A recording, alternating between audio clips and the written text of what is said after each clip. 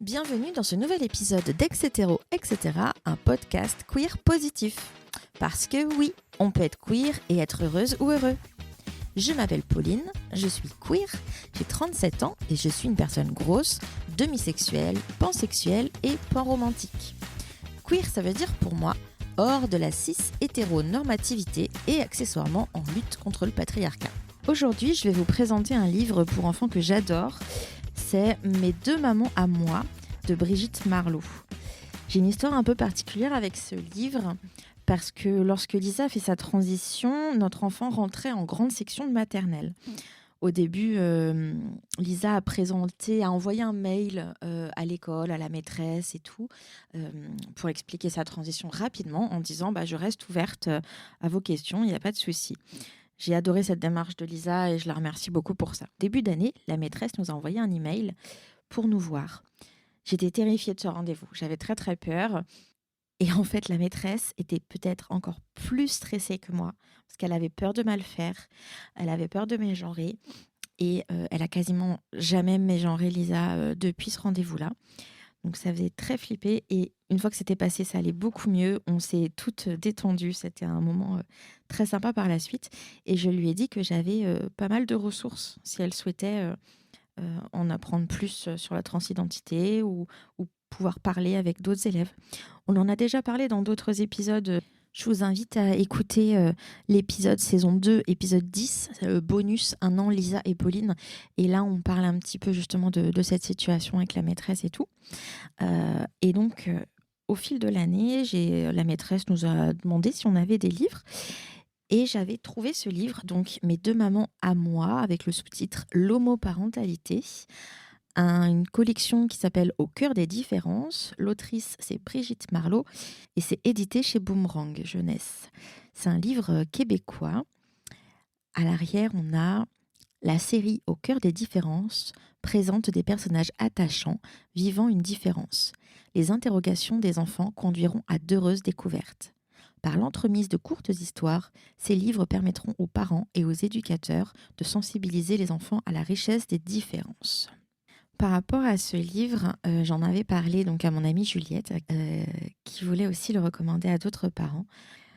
Bisous Juliette. Je vais vous expliquer un petit peu la situation. En fait, dans ce magnifique livre, c'est la fête des mères. Bonne fête des mères, dit la maîtresse, et les enfants commencent à préparer des jolies cartes. Et Isaac dit mais moi j'ai deux mamans, est-ce que je peux prendre deux cartes ? Ben oui, bien sûr, il n'y a pas de souci. Et du coup, les autres enfants commencent à questionner tu étais dans le ventre de quelle maman ? Mais attends, normalement il faut un papa, qu'est-ce qui se passe ? Du coup, un enfant pose carrément la question à la maîtresse. Madame Luce, pourquoi on dit tout le temps que ça prend un papa et une maman pour faire des bébés ? Isaac, lui, il a deux mamans et pas de papa. Je vais vous lire la suite parce que j'aime beaucoup ces quelques pages. Madame Luce regarde Laïla. Elle bouge la tête à droite, elle bouge la bouche à gauche, elle bouge les yeux vers le haut, elle plisse le front, elle ouvre la bouche, puis la referme. Elle se gratte la tête. C'est drôle, on dirait qu'elle a un chat dans la gorge. Elle tousse un peu, puis elle dit « Le ventre des mamans, c'est comme le petit nid des bébés, commence-t-elle. Tous les amis arrêtent de dessiner et écoutent Madame Luce. Pour faire des bébés, ça prend un petit œuf qui vient d'une femme, un petit poisson qui vient d'un homme et un petit nid. Le petit œuf et le petit poisson doivent se rencontrer, puis s'installer dans le nid pour devenir un bébé. Et là, ce que je trouve particulièrement cool, c'est que nous avons des dessins.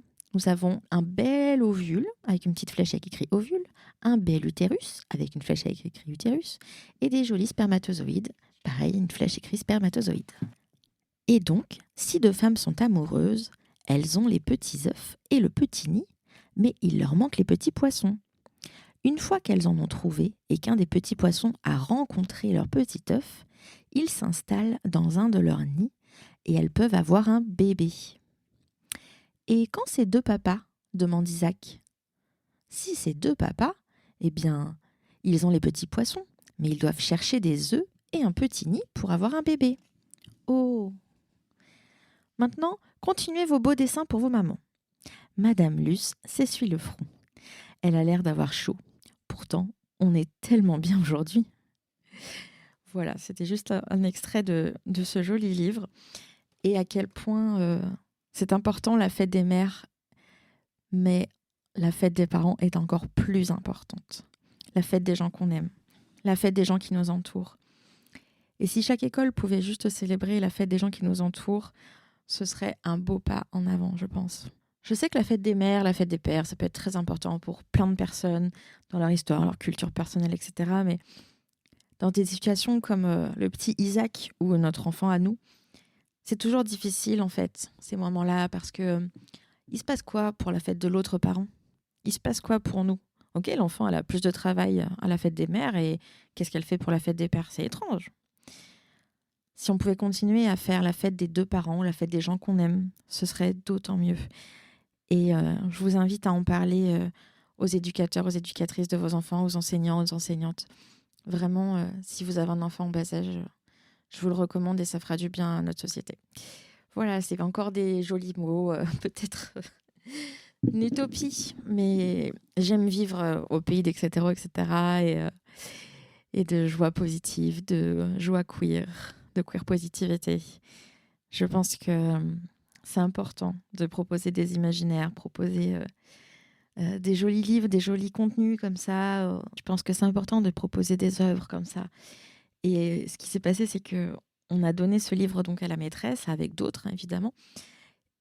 Et la maîtresse de notre enfant a lu ce livre devant tous les enfants, juste avant de sortir, que ce soit le moment des parents. Et c'était vraiment super. Et notre enfant a couru vers nous et elle a dit « On a lu mon livre, on a lu mon livre !» Et elle était tellement contente. Et c'est vraiment un super moment. Voilà, j'espère que ce petit focus sur mes deux mamans à moi vous a plu. Merci d'avoir passé ce moment avec moi. Si l'épisode vous a plu, parlez-en autour de vous. Ça pourrait faire du bien à une ou un proche. Etc. Podcast queer positif n'a pas de rythme régulier. Vous pourrez me retrouver quand les planètes seront alignées en termes de météo, santé physique et mentale, dispo des invités et bien d'autres facteurs encore. Vous pouvez écouter les épisodes d'Etc, podcast queer positif sur toutes les plateformes. Toutes les infos sont à retrouver sur le lien Linktree.